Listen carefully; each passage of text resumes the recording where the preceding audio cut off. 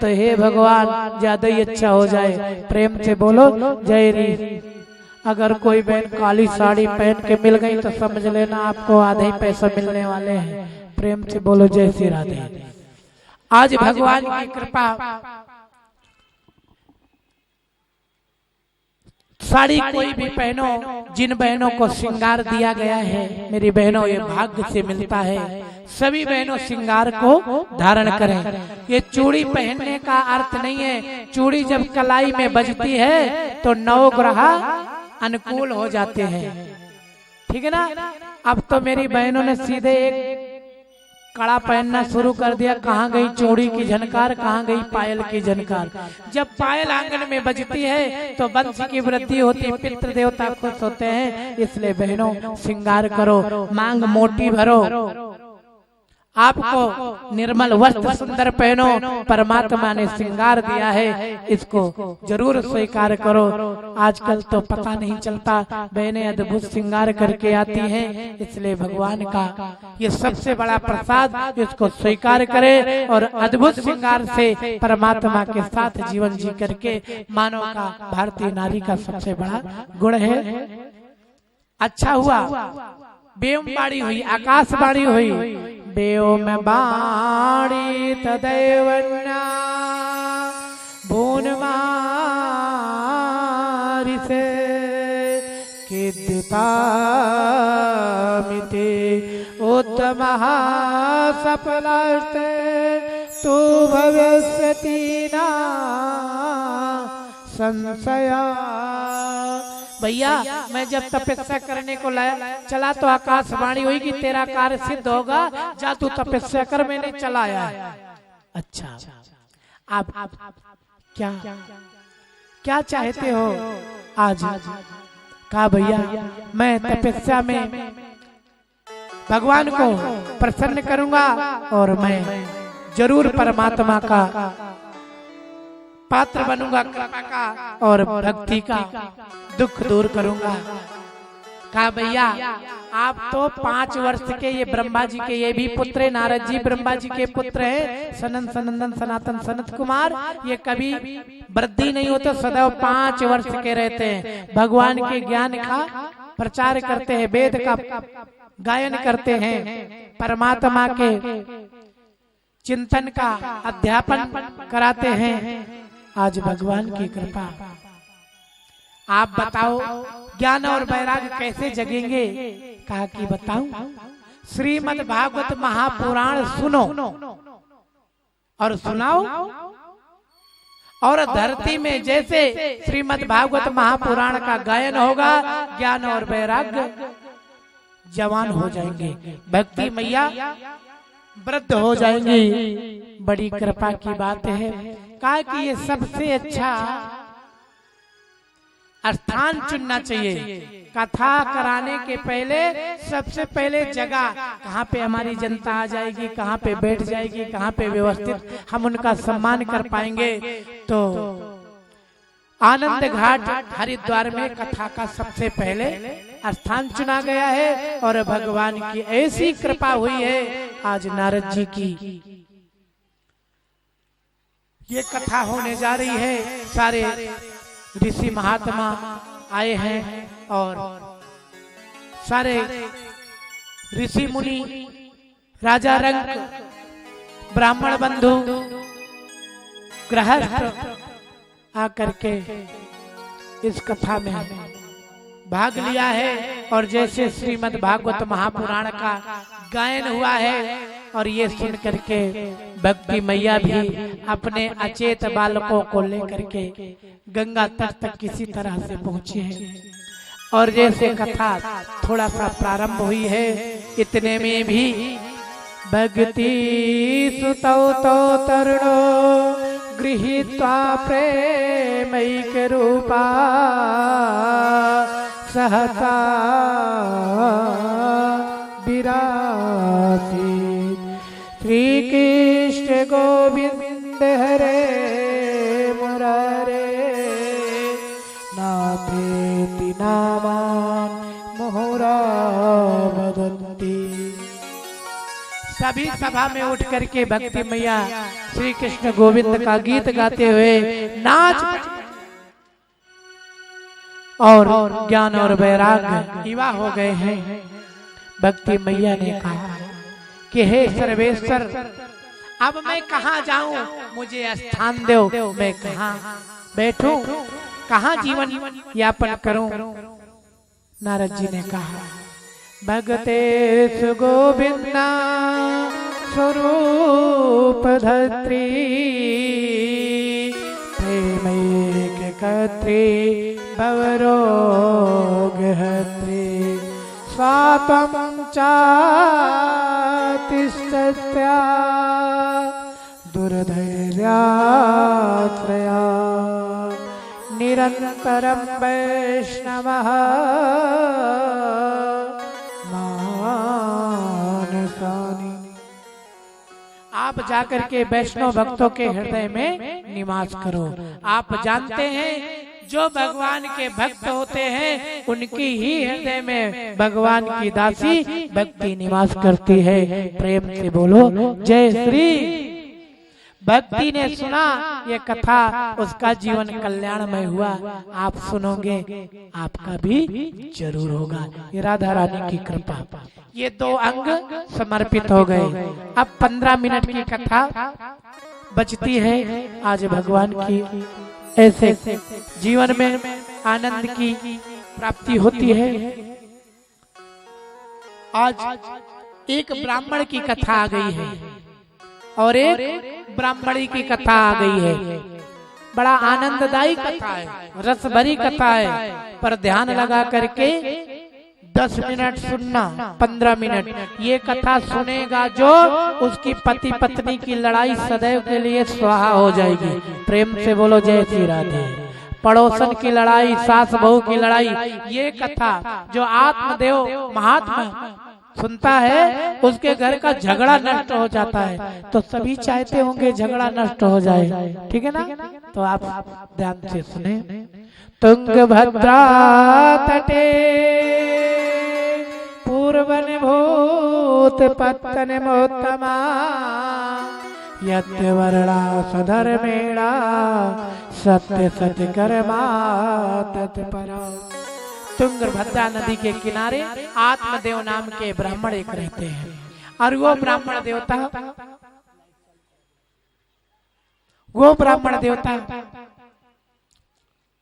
बड़े भगवान के भक्त हैं।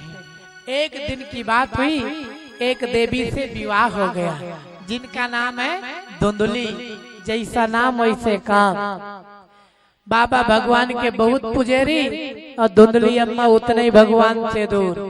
भगवान की जैसे पूजा करने लगे धुंधली गाली बकना शुरू कर दे, उत्पात मचाना शुरू कर दे, ठाकुर जी के लिए भी बुरा भला शब्द बोलने लगे। वो धुंधली माता की ऐसी कृपा है। और आत्मदेव ब्राह्मण अपने जीवन को आनंदमय बिता रहे हैं। क्योंकि आप जानते हो देवी कभी गलत मिल जाए तो तलाक के लिए मत सोचो, उसके साथ जीवन यापन करो। भैया कभी गलत मिल जाए इस जन्म में ना, तो जीवन यापन करने का प्रयास करो। अगर आपने बीच में मर गए, तलाक छोड़ दिया, तो जितने दिन की जिंदगी फिर दोबारा वही मिलेंगे। प्रेम से बोलो जय श्री राधे। तो एक बार पा गए तो कम से कम उसी के साथ अपना जीवन काटना चाहिए। आत्मदेव से जीवन देखिए, इतनी दुष्ट पत्नी के साथ बड़े प्रेम से रह रहे हैं। हाँ भैया, जो तुम कहो वही अच्छा। दुष्ट जो होते हैं ना, नंगा के 9 ग्रह बलवान होवे। जो दुष्ट होवे, पापी होवे, उत्पाती होवे, भगवान उनकी ज्यादा ही मदद करते हैं। हम आपके जैसे तो भगवान बाद में मदद करते हैं। क्योंकि भगवान ये जानते हैं कि जैसे बरसाती कीड़ा दिया की ओर दौड़ता है, तो जितनी रोशनी होती है वो अपनी कमी नहीं करती, खूब फैलाती है और वो अपने आप अपने शरीर को नष्ट कर देता है। और जो जीव होता है, जो उसको देख करके नहीं दौड़ता है, भगवान उसकी रक्षा करता है। आप ये मत सोचना दुष्ट 10 दिन पूजा जाएगा और सज्जन 10 दिन नहीं पूजा गया तो जिंदगी भर पूजा जरूर जाएगा। ये परमात्मा का सबसे बड़ा अधिकार है। एक दिन की बात हुई, जब कष्ट आपके घर में आएंगे घबराना नहीं, एक प्रकार का नहीं। दुष्ट पत्नी तो मिल भी गई, भगवान ने एक और जोड़ दिया, कोई बेटा बेटी भी नहीं हो रही है। पत्नी कहती है कि तुमने दान धर्म नहीं किया इसलिए तो नहीं होती। तो बाबा भैया पूरा धन धनार्थे धर्म मार्गेणा तम्याम नीता तथापि च न पुत्रो नापि वा पुत्री ततच चिंता तुरो ब्रसा। आधा दान कर दिया फिर भी संतान नहीं पैदा हुई। आप जानो बहन, स्नान करने से भगवान मिलते तो मछली जल में ही तो रहे, भूखा रहने से भगवान मिले तो भिखारी तो 8 दिन भी नहीं खाए, रोज तो भगवान से मिले। दान करने से भगवान मिले तो जाने कितने भंडारे चल रहे हैं। भगवान तो भावना से मिलते हैं। भगवान तो कब मिलते हैं? जब आप वाणी से बोलते हो जय श्री जय श्री जय श्री, हो गए ना दर्शन। भगवान का नाम उच्चारण करो भावना से। दान देने की आवश्यकता नहीं है, बिल्कुल मना है दान देना, लेकिन दान देने के बाद अगर भूल गए तो भगवान स्वीकार कर लिया। अब दान देने के बाद खोपड़ी खाते रहे पड़ोसन के, हमने तो 2100 दिया, हमने तो 2100 दिया, आपका नीचे आ रहा है, आप ये जानते हैं। और ऐसा नहीं दान दे करके आप अपना अलाउंस ना कराएं, दान दे के अलाउंस भी कराना चाहिए, क्योंकि वो कान कान्हा के कान में जाती है। ठाकुर को एहसान चढ़ जाता है कि भैया ये मेरे लिए 2100 दिया, अब तो मैं तो भैया 21 लाख की व्यवस्था करूं, क्योंकि भगवान 1000 गुना नहीं करोड़ गुना लौटावे। इसलिए अपने दान की घोषणा तो करो, लेकिन पड़ोसन की जान मत खाओ। प्रेम से बोलो जय श्री राधे। कोई कोई बहनें होती हैं, अगर दे दिया 100 रुपया तो फिर जीना मुश्किल कर देती है। दान दिया, ठाकुर को समर्पण हुआ, और दान जितना दो बड़े दिल से दो, प्रेम से दो, और नित्य दान देना चाहिए। भगवान की अद्भुत कृपा आपको जरूर प्राप्त होगी। कोई पुत्री नहीं, कोई पुत्र नहीं। एक दिन इतना लंबा झगड़ा हो गया, आप तो जानते हो झगड़े में एक तो घर ही छोड़ता है, चाहे बहन जी जाए चाहे भैया जी जाए। अब तो भैया आज तो भैया ही जी चल दिया। आज जा करके जंगल में बैठ करके रोने लगा। क्यों रोने लगा? एक तो अपनी देवी से अलग हो गया, चाहे भैया हो चाहे बहनें हो, जब अलग हो जाती है तो रोती हैं, जाने के बाद भी रोती हैं। तो बहन जी जब जाने के बाद भी रोना है तो क्यों जाना, नहीं जाएंगे, अब तो यही रहेंगी। अब ब्राह्मण रो रहा है, 2 महात्मा देखा, अरे भैया क्यों क्यों रो रहा है? एक ब्राह्मण ने कहा अरे भैया रो रहा है तो रोने दो, ये जीवन है श्यामा तेरे हवाले। मन में विचार कर रहा है कि अब तो संसार को मैंने छोड़ दिया है, संसार को मैंने छोड़ ही दिया है, अब संसार से लौट करके नहीं जाऊंगा। अब इस शरीर को उस धुंधली के सामने नहीं लेकर के जाऊंगा। अब ठाकुर अब आप हमें अपने चरणों में जगह दो। आज भगवान का चिंतन कर रहा है आत्मदेव ब्राह्मण की श्यामा। अब गोविंद मैं आपके शरण में आ चुका हूँ, आप मुझे अपने शरण में जगह दें। ये जीवन है श्यामा तेरे सहारे, तेरे सहारे। ये जीवन है श्यामा तेरे सहारे, तेरे सहारे। ये जीवन है श्यामा तेरे सहारे, तेरे सहारे। ये जीवन है श्यामा तेरे सहारे, तेरे सहारे। ये जीवन है श्यामा तेरे सहारे, तेरे सहारे। कहे हैं कि ना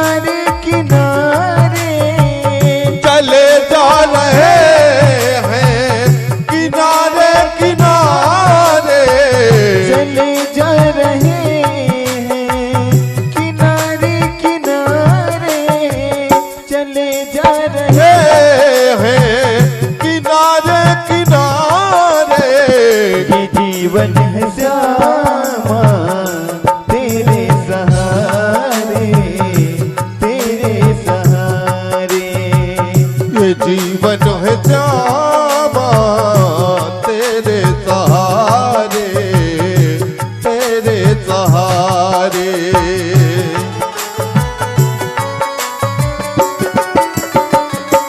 सभी लोग प्यारी प्यारी मीठी मीठी तालियों से प्रभु की सेवा करते रहे। जय हो।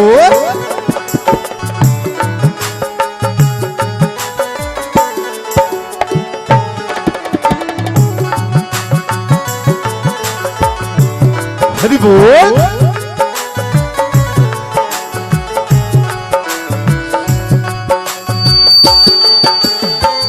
कृपा तेरी देखी जो बरसान आके, कृपा तेरी देखी जो बरसान आके, कृपा तेरी देखी जो बरसान आके, कृपा तेरी देखी जो बरसान आके, सब कुछ मिला श्यामा दर तेरे आके, सब कुछ मिला श्यामा कर तेरे आके। तेरे सिवा अब कोई हमारा, कोई हमारा। ये जीवन है श्यामा तेरे सहारे, तेरे सहारे। चले जा रहे हैं किनारे किनारे, चले जा रहे हैं किनारे किनारे। ये जीवन है श्यामा तेरे सहारे, तेरे सहारे। ये जीवन है श्यामा तेरे सहारे, तेरे सहारे।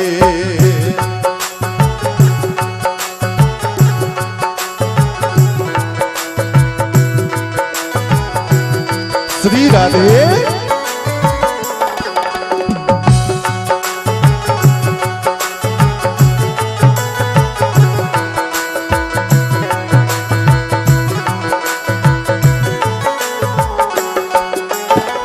कर दो कृपा बस भानी दुलारी, कर दो कृपा ब्रख भानु दुलारी।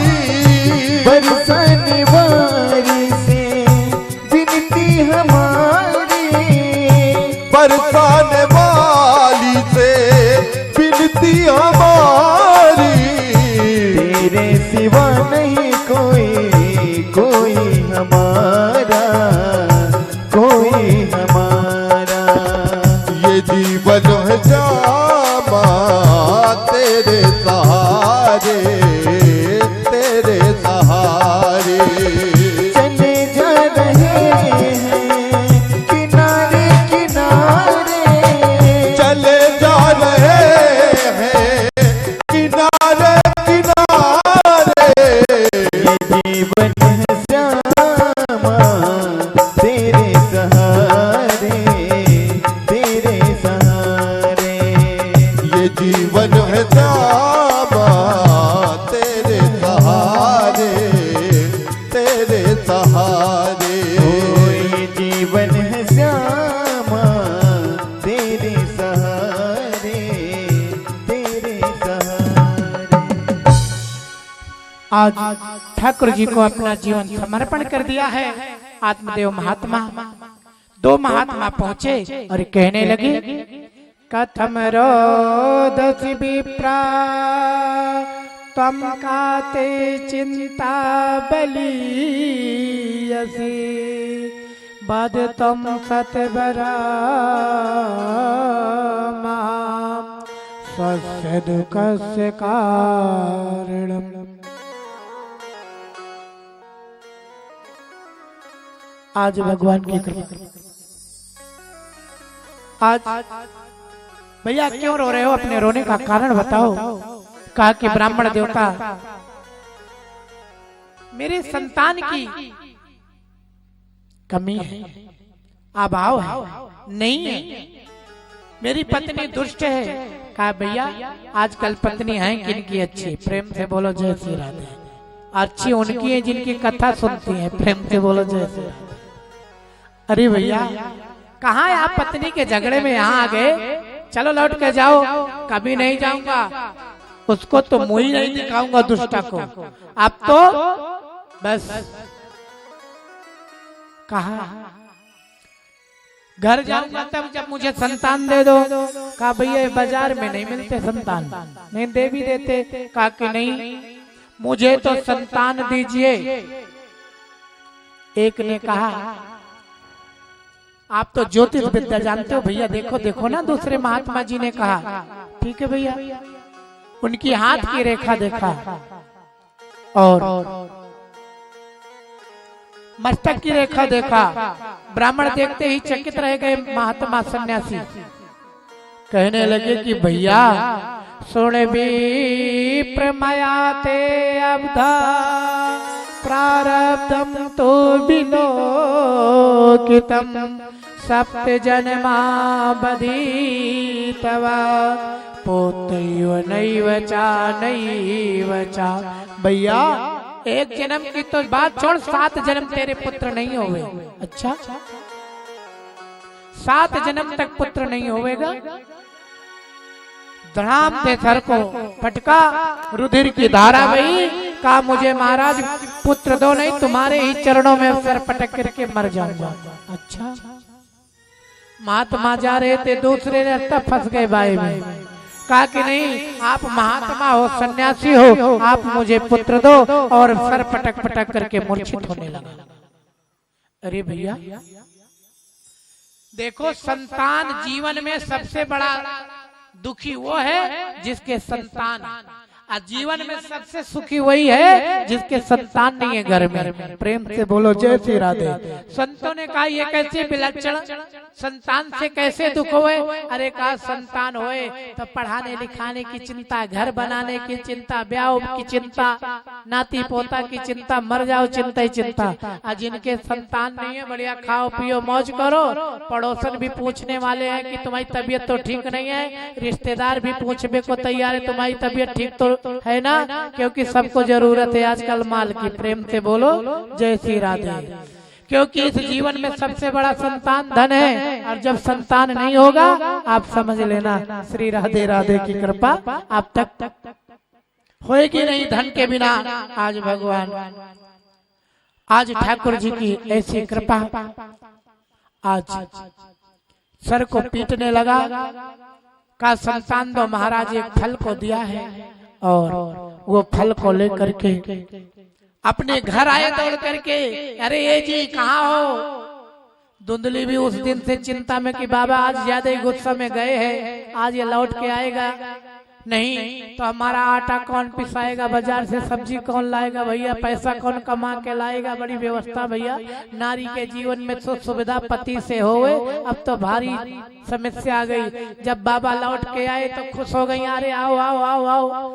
अरे काहे के भाएंगे नहीं, बस अब तो हम बापू बन के आए गए। प्रेम से बोलो जय श्री राधे। कहा कि समझी नहीं महात्मा, कहा कि अब हमारे घर में संतान होएगा, आप ये फल को खाइए, और ये फल आप खाओगी तो आप गर्भवती हो जाओगी। अच्छा चलो कहते हैं नहा करके फल पूजा करो तो अच्छा रहता है। कहा हाँ अब आप रख दो, मैं स्नान करके इस फल को पा लेती हूँ। सिर्फ 5-10 मिनट की कथा बची है। आज भगवान की कृपा फल को मैं पालू नहा के, ठीक है ना। आत्मदेव कहने लगे कि जय हो। जब भगवान कृपा करते तो देखो इसकी बुद्धि भी ठीक हो गई, कितनी अच्छी बातें करती कि नहा के खाऊंगी, जय हो। अब तो आत्मदेव पड़ोसन भौजाई के घर गए। काहे भौजी राधे राधे बोलो ना, तुम भी तो कोई की भौजी लागो, राधे राधे। आहा भौजी कहने लगी काय देवर लाला बड़े चटक मटक लागो, आज ज्यादा ही खुश लागो। देवरानी ने कुछ लड्डू पेड़ा बनाए देव का। अरे कहा आप चिंता मत करो, तुम भी डांस के गाने लगा करके नाचा करो, नाचने को तैयार हो जाओ, अब लाला जन्म होएगा। कहा कि देवरानी ने तो कुछ ऐसी बात नहीं कहा कि वो समय से हैं, शर्म के मारे चलो नहीं बताई होंगी, पर हाँ भौजी अब आप बड़ी मम्मी बनने वाली है। अरे लाला ये तो भगवान की बड़ी बड़ी कृपा हुई। पड़ोसन में गए, कहे चाची चरण स्पर्श, अब तुम लंबा लहंगा सिलाई लो घाघरा, दादी बनवे को तैयार हो जाओ। कहा बहू ने ऐसी बात तो कुछ बताई नहीं। कहा बस 9 महीना बाद हमारे भी आंगन में बालक की किलकारी गूंजेगी, मैं पिता बन जाऊंगा, मेरी भाग खुल जाएगी। हाँ लाला, घर में लाला होए तो खुशी तो बात ही अलग। भैया नंदन रानी को अंतरदेशी पत्र कार्ड लाया, लिख करके भेज दिया बहन को, बहन जी चरण स्पर्श 9 महीने के बाद लंबा चौड़ा बधावा लेकर के आएबे को तैयार होना, भतीजा आएबे को तैयार है, बस समय आए गए हो। बहन ने सुना भतीजा, हे बहन मेरी बहनें तो दुनिया में उस दिन की खुशी भतीजा की खबर तो सुन ले, जितनी ननद है जाने परमानंद की प्राप्त होती है। बोलो लक्ष्मी मैया की, इतने देर से बोलोगे लक्ष्मी मैया की। हाँ इनकी तो बहुत बड़ी जरूरत है, सबको लागे ना। आज भगवान की कृपा हुई। अब तो भैया वो तो गप्पे छांट रहे हैं आत्मदेव बाबा, और लेकर के फल कभी सर को कूटती है, हे भगवान कहाँ से फल आ गया, ये बाबा जाने क्या उठा लाया, इसको आगे से खाऊं कि पीछे से खाऊं, काट के खाऊं कि पानी पी के निकल जाऊं, जाने खोपड़ी का बोझा कहाँ से रख दिया। अब भैया रोना तो आप जानते हो, और मेरी बहनें रोना शुरू करती तो पहले थोड़ी सिसकी, फिर और सिसकी, फिर और सुसकी, और फिर जोर से चिल्लाने लगती हैं। और जब कोई पड़ोसन सामने आ जाए तो उनको पकड़ के रोने लगती है, क्योंकि भारी दुख। ये मेरी बहनों की रोने की स्टाइल है। पड़ोसन ने देखा भैया लगता है बिच्छू मार दिया क्या डंक, आई बड़ी बहन जोर से रो रही है, आई बहन काहे रो रही हो, तो पकड़ के रोने लगी। अरे कहा बहन छोड़ो छोड़ो, कारण क्या है, क्यों रो रही हो। बहन तेरे से क्या बताऊं, तरुणी कुटिलात साग्रहे चारु रोदहा, अहो चिंता मोत्पन्ना फलम चाहम न भाचे।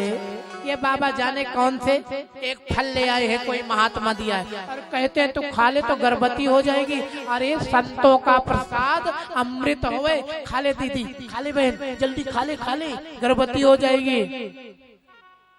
चल तू कहती है पर मैं खा लेती हूँ, पर एक मेरी संशय का निदान बता। चल बहन अच्छा बता क्या है। कहा बहन जी ये मैं फल खाऊंगी तो मेरा पेट बड़ा हो जाएगा। कहा तेरे अम्मा का भी तो हुआ था, तो तू पैदा हुई, खा ले खा ले खा ले जल्दी खा ले, ये तो मानव की गति है, रचना है संसार की। चल अच्छा तू कहती है तो खा लेती हूँ, पर बहन ये मैं फल खाऊंगी तो कहते हैं जब प्रसव बालक का जन्म होता है तो ये हाथ को आरी से काटा जाए तो ये दर्द सहने को व्यक्ति तैयार हो सकता है, लेकिन जो पीड़ा माँ सहती है और वो मैं पीड़ा सहूंगी। अरे भैया ये हर माँ के साथ चल तो खा ले। कहा चल तू कहती है तो खा लेती हूँ, पर बहन जी मुझे एक और चिंता है, मेरा दिमाग ठीक नहीं, थोड़ा सा मेरे साथ कुछ मेरे दुख को बांट। कहा बता।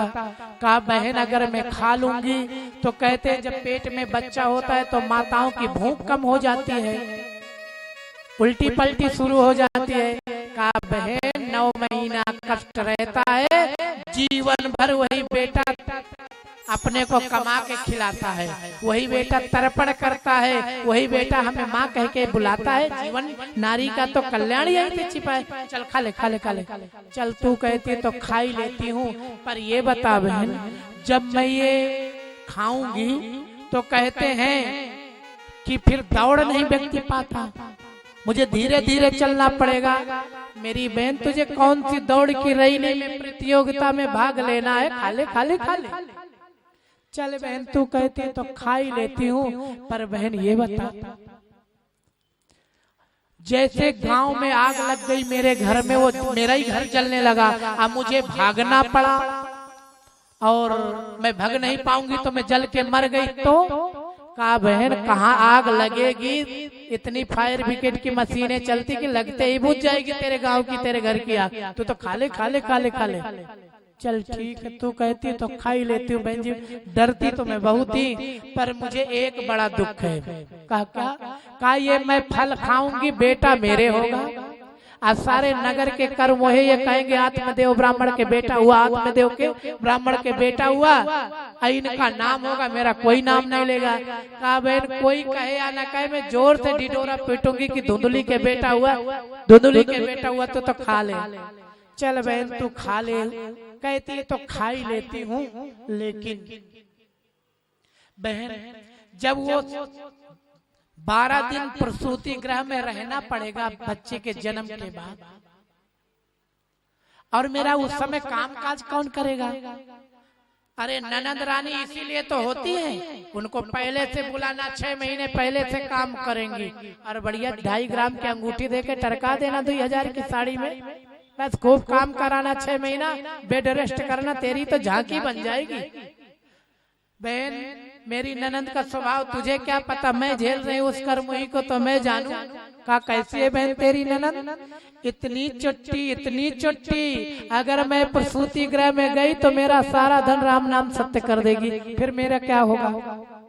तेरे कहने से तो मैं फल खा लेती हूँ। पड़ोसन उठी, कहा बहन खा चाहे ना खा, मेरा काम था समझाने का। अरे बहन तुझे बुरा लग गया, तू कहती है तो मैं तेरी बात पे खा ही लेती हूँ, तू चिंता मत कर, पर एक बात और बता दे। कहा जल्दी पूछ, अब मुझे मैं दाल चढ़ा के आई हूँ, उसमें 7 सीटी लग गई, 8वीं में फिर कुकर फटी जाएगा, बता बता जल्दी। कहा बहन अगर मैं ये खाऊंगी और फिर मेरे मायके वालों का खर्चा भी तो होगा ना इसमें। कहा इतना अच्छा सोचने वाली दुनिया में मैंने देखा नहीं कि तेरे मायके तक की बात, खाया ना खा। भैया पड़ोसन तो आगे बढ़ी, इतने में भैया एक करकटी बहन, सगी बहन आ गई धुंधली की, और लंबे लंबे आंसू। बहन देखा तो रोने लगी, क्योंकि मेरी बहन अगर दूसरी बहन को रोना देख लेना तो सबसे पहले वो भी बड़े ही आंसू रोना, ये नहीं पूछती कि क्या हुआ, क्योंकि वो रो रही है बहन, रोने लगी। कहा बहन क्यों रो रही हो?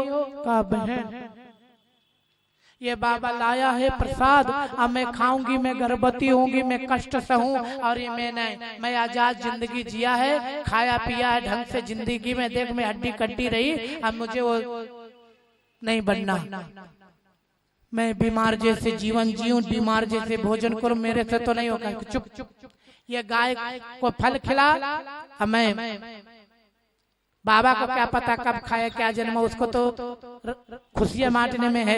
मेरे जो संतान होएगा मैं तुझे दे दूंगी, अब तू गर्भवती का नाटक कर। बहन ने सोचा चाहे कोई भी हो, आजकल कलयुग में भावना बहुत बदल चुकी है। अब तो भैया गर्भवती का नाटक है, बाबा दुनिया का काजू किशमिश, दुनिया के फल, दुनिया के मिठाइयाँ, दुनिया के लड्डू पेड़ा सब, और पूछते कुछ खाएबे को मन तो नहीं कर रहा। पूरी पड़ोसन अच्छा अच्छा व्यंजन, कोई पकौड़ी बना रही है, कोई कचौड़ी बना रही है, कोई रसगुल्ला बना रही है, कोई मालपुआ बना रही है। थोड़ा अपनी लार पोंछ, मालपुआ सुन के लार टपक गई बहनों की। ऐसा नहीं होता, वो तो धुंधली के लिए बना है, तुम्हारे लिए थोड़ी बना है। अच्छा अच्छा भोजन बना है, और उस भोजन में चटाचट चाट रही है धुंधली, ना कहूँ गर्भवती है ना कुछ। समय आया बहन के घर निकल गई, और वहां से लाला जन्म होकर के ले आई। कहा मैं बुढ़ापे में हुआ तो दूध तो नहीं निकल रहा, मैं अपनी बहन को बुला लेती हूँ। उसका बच्चा हुआ था पर वो मर गया। अच्छा, आत्मदेव के घर में जब ब्राह्मण हुआ के घर पुत्र जन्मा तो खुशी के ठिकाने नहीं रह गए। अब तो भैया बाबा कहने लगे कि अच्छा चलो नामकरण करते हैं, नामकरण करते हैं। कहा कि नाम में मिलता जुलता रखूंगी, जैसा मेरा नाम है वैसे अपने बच्चे का नाम रखूंगी। ये मिलते जुलते वाले नाम वाले तो जान खा गए। नलखेड़ा में हम कथा कर रहे थे, एक भक्ति ना करके कहती है मेरे एक लड़के का है नवीन, एक का नाम है प्रवीण, अब ऐसे बीन से नाम कोई और रख दो मिलता जुलता। हमने कहा दीदी राधे राधे, हम कृष्ण गोविंद राम श्याम देव नारायण राम नारायण ऐसे नाम बिगाड़ते हैं, अच्छे तो रखते नहीं है हम देवताओं को, इसलिए आप अपने हिसाब से रख लो। कहा कि नहीं नहीं नहीं नहीं महाराज आपके मुंह से अच्छा लगेगा। हमने कहा एक का नाम नवीन है, एक का नाम प्रवीण है, तो इनका नाम रख लो सोयाबीन।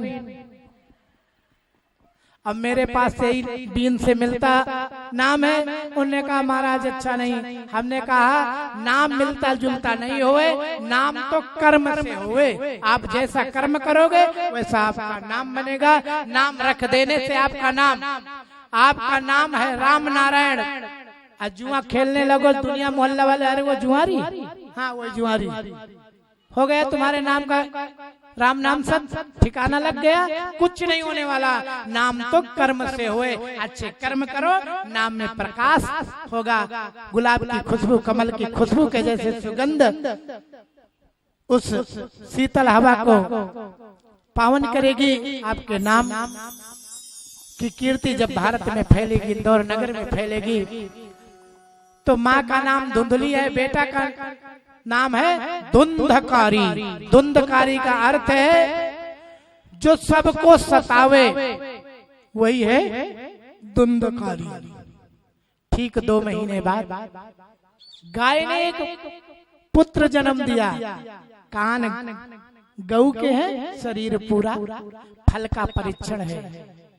भगवान की ऐसी कृपा हुई है, कहा कि आपकी आज्ञा हो तो इस लड़के का नाम मैं रख लूं। धुंधली ने कहा मेरा तो एक को रख दिया, या गाय के बच्चे को चाहे तुम जो भी रखो। उनका नाम रखा गया है गोकर्ण, भक्त गोकर्ण, आतताई धुंधकारी। दोनों भाई बड़े होने लगे हैं। एक ही घर में एक पिता के 4 पुत्र होते हैं, चारों के अलग अलग गुण होते हैं। एक ही घर में रहने वाली बहुएं, एक ही घर में रहने वाली बेटियां, सबके गुण अलग अलग होते हैं। सोच से कर्म से भगवान की प्राप्ति होती है। क्रियते काले नेतौ जातो तरुणो तनया वो गोकर्ण पंडितो ज्ञानी धुंधकारी महाखला। कुछ समय बाद दोनों का गुण धुंधकारी महाआतत्यायी हो गया और गोकर्ण महाराज ज्ञानी हो गए, भगवान का चिंतन करने वाले। कुछ दिन और बीता है और भैया धुंधकारी तो पड़ोसियों की चीज चुरा करके लाता। अब जैसे लाता तो मैया धुंधली कहती अंदर वाले कमरे में रखना, ऊपर से रजैया ढांक देना, हाँ हफ्ते भर निकालना मत इसको। आप जानते हो सबसे पहली बालक की पाठशाला माँ है। जिसकी माँ पावन होगी, जिसकी माँ पवित्र होगी, उसका बेटा कभी गलत नहीं निकल सकता। बेटा उसी का गलत हो सकता है जिसकी माँ में मात्र शक्ति नहीं है, धर्म जागृत नहीं है। चोरी करना सिखा दिया, अब तो चौराहे लूटने लगा। आत्मदेव का इतना बड़ा नाम, धर्मात्मा, पुण्यात्मा, महात्मा, संतों का सेवा करने वाला, गौ ब्राह्मण का सम्मान करने वाला, वेद का गायन करने वाला आत्मदेव ब्राह्मण एक दिन दुखी हो गए। कहा बेटा ये बात अच्छी नहीं है, ये बात अच्छी नहीं है। धुंधली ने कहा कौन सा गलत करता है, दुनिया चोरी करता है। हाँ, माँ का सहपा करके पिता के ऊपर हाथ उठाया। इतने में गोकर्ण महाराज आए और पकड़ लिया। भैया माता पिता के ऊपर हाथ उठाने का अधिकार एक पुत्र को नहीं होता है। हम तो इनके चरणों की धूल हैं और ये हमें जीवन दिया है, इनके अन्न को खाया है, इनके सम्मान में कमी न करें और ये बात उचित नहीं है। आत्मदेव को बड़ा दुख हुआ, मन में विचार किया कि अब क्या करूं। समझाया पिताश्री जब पुत्र गलत निकल जाए तो पिता को संन्यास ले लेना चाहिए। जब पड़ोस के लोग गंदे हों तो घर बेच के दूसरी कॉलोनी में चले जाना चाहिए। त्याग सबसे बड़ा अच्छा है। अब तो भैया तेन वैश्या कुसंगेना पित्रम पितुः नासितम एकदा पितरो ताड़यतः पात्राणि स्वयमारता। अब तो वैश्याओं का संग पकड़ लिया, सारा धन उनको देने लगा और लोग नाम खराब करने लगे। उसका बेटा तो भैया वैश्यागामी हो गया है। उन्होंने कहा कि बेटा चोरी करते थे, चोरी से भी नीच कर्म, ये वैश्यागामी की वृत्ति है, इसको छोड़ दो। पिताजी का अपमान कर दिया है। उसी समय भगवान की कृपा, वैराग्य का उपदेश गोकर्ण महात्मा देते हैं।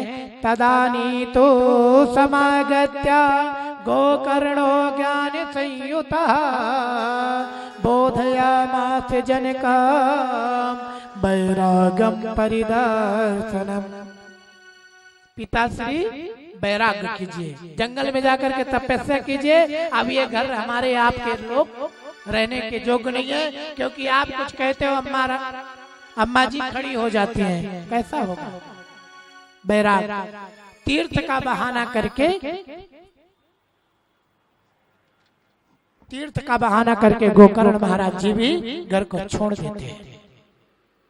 अब तो भैया बड़ी खुशी की बात, वैश्यावृत्ति करता हुआ जीवन जीने लगा। वैश्या कहती है आज हमें 9 लखा हार बनवाओ, आज हमें 4 अंगूठी लाओ। 5 देवियां हैं, अपनी अपनी मांग, कोई साड़ी की, कोई बर्तन की, कोई बिस्तर की। धुंधकारी सबको ले जाकर के दे रहा है। एक दिन कहा कि माँ आप धन दो। कहा नहीं है बेटा, सब तू ले गया, बर्तन बेच दिया, बिस्तर बेच दिया, घर की पलंग रजाई बेच दिया, अब तो कुछ भी नहीं, दिवाले हैं। पकड़ा केसों को कि हर माताएं छुपा कर रखती है, बता धन कहाँ रखा है, तूने कहाँ धन रखा है। और माता जी का अति अपमान किया, बहुत मारा, और जो बचा कुचा धन था वो वैश्याओं को दिया है। आत्मदेव ब्राह्मण विचार करते हैं कि संतों ने कहा है कि दुनिया में दुखी वही है जिनके घर में बेटा होते हैं। आज मैं संतों की बात मानता तो बहुत सुखी था, आज बेटा हुआ तो ऐसे हुआ। धुंधली ने सोचा मैंने पति का अपमान कराती रही, आज ये मेरा कर रहा है तो मैं अपमान की मोल समझ रही हूँ। तदा क्या सत्रासा सज्जनाया पुत्र दुगता कोपे पाति कृतो रात्रो तेन सा निधनाम गता। अर्धरात्रि को मैया ने कूप में जाकर के अपने शरीर को देहांत कर दिया है। माता पिता दोनों शांत हो गए हैं और वैश्याओं के साथ अब तो मन से रहने लगा। अब कोई दुनिया में टोकने वाला नहीं, घर में ही ले आया, चोरी करने लगा, राजाओं की चोरी करने लगा, वैश्यों की चोरी करने लगा। बहुत धन वैश्याओं को एकत्रित कर दिया। एक वैश्या ने कहा बहन जी जिस दिन चोरी पकड़ी जाएगी पिटाई होगी, हमारा सबसे पहले नाम बोलेगा, इसलिए इसको मार देना चाहिए, बहुत पर्याप्त धन हो चुका है। कहा बहन जी सही बात है। धुंधकारी को आया हुआ भोजन जलपान कराया, बिस्तर में उसके हाथ पैर बांध दिया है और पांचों वैश्याओं ने अपनी लाठी से उसको कूटने लगी हैं। जोर जोर से चिल्लाया अरे मैं तुम्हारा आदमी हूँ। वैश्याओं ने कहा कितने आए कितने चले गए। अरे मैंने आपको इतना धन दे दिया और इतना चोरी करके पूरा धन दे दिया और मेरा आप ये हाल। एक बहन ने कहा खड़ी खड़ी क्या देखती है, इशारा है चूल्हे की ओर जा, अंगारे ला। और वही अंगारे ला करके धुंधकारी के मुंह में डाल दिया। अब तो बोल भी नहीं सकता। तब ताय अंगार समोच्चा तन मुखे ही विचिचिपो अग्नि ज्वाला दिशो दुख्याना व्याकुलो निधनाम गता। फिर बहुत से अंगारों से उसका मुंह भर दिया और धुंधकारी का उद्धार हो गया।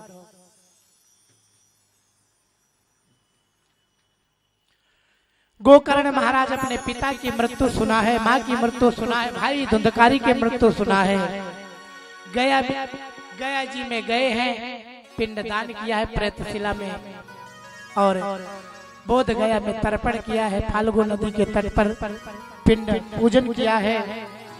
सारे तीर्थों में जा जा करके पूजन किया है और अपने घर को गोकर्ण महाराज जी आए और जैसे थोड़ा सा घर साफ करके रात में शयन किया है तो एक दिव्य प्रतिबिंब की प्राप्ति हुई है। कभी आग बन जाता, कभी भेड़ बन जाता, कभी हाथी बन जाता, कभी भैंसा बन जाता, कभी नर बन जाता, कभी नारी बन जाता। ऐसे विकराल रूप को दिखा रहा। आत्मदेव कहने लगे कि आप कौन हो? मुंह चलाने की आवाज तो दिख रही है लेकिन शब्दावली बाहर नहीं आ रही। गायत्री मंत्र का जल प्रोक्षण किया और प्रेत के ऊपर फेंका। जोर से प्रेत चिल्लाया, अहम भ्राता तुदियो अस्मि धुंधकारी ते नामता सयकीय नैव दोषेणा ब्रह्म त्वं नासिता मया। अरे भैया मैं तेरा ही भाई धुंधकारी हूँ। स्वयं के दोष के पाप के कारण में महान प्रेत बन गया हूँ। कहा कि भैया मैंने गया जी में पिंडदान किया, तूने तरा नहीं? कहा गया जी में पापी तरते हैं। अच्छा आप भी जानो, अगर आपके पितृ देवताओं को तारना चाहते हो गया जी में जा करके उनको तारो। अगर वो पापी होंगे तो तरेंगे, नहीं पापी होंगे तो उतरेंगे। कहा कि भैया तुमने अभी तक तरे नहीं? कहा कि भैया मैं अधम पापी हूँ, बहुत बड़ा पापी हूँ, मैं गया तीर्थ में नहीं तरूंगा। कहा मेरी मुक्ति का मार्ग बताएं। प्रेत ने कहा भैया मुझे बहुत कष्ट है, क्योंकि प्रेत योनि में नंगे पैरों में कांटों में चलना पड़ता है। तेल की कढ़ाई में मुझे यम के दूध फेंक देते हैं। भैया मैं कुंभी पाक रोरो नरक में बात करता हूँ। तलवार के समान पत्ती वाले वन में मैं पाण जंगल में गुजरता हूँ। भैया मलमूत्र विष्टे से भरी हुई बैतरणी नदी में मैं तैरता हूँ, मुझे उद्धार करो। प्रेत योनि बड़ा जीवन में कष्टदायी है। अच्छा चलिए अब ये उपाय मैं कल सूर्य भगवान से पूछूंगा। सूर्य भगवान को तर्पण किया गोकर्ण महाराज जी ने। नमो तुभ्यं नमो जगत साचीन ब्रूहि में मुक्ति हेतुकम। हे सूर्य नारायण आप मेरे भैया का उद्धार का मार्ग बताओ। सूर्य भगवान ने कहा कि भैया तत्वा दुर्तः सूरा स्फुट भेद भासदा श्रीमद् भागवतान मुक्ति सप्ताहे वाचनाम कुरु। भैया श्रीमद् भागवत महापुराण का आप गायन करो, वैकुंठ की प्राप्ति हो जाएगी।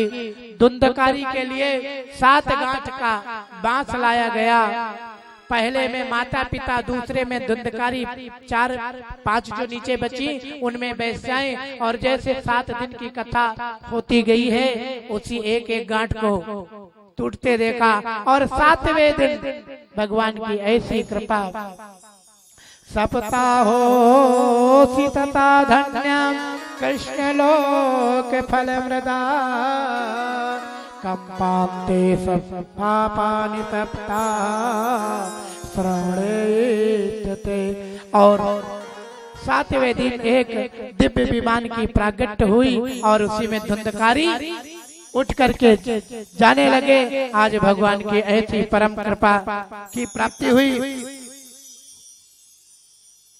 आज धुंधकारी को विमान मिला। भक्तों ने कहा कि रे भैया हमारा भी तो उद्धार होना चाहिए। कहा कि देखो भैया एक विमान क्यों आया? क्योंकि हमने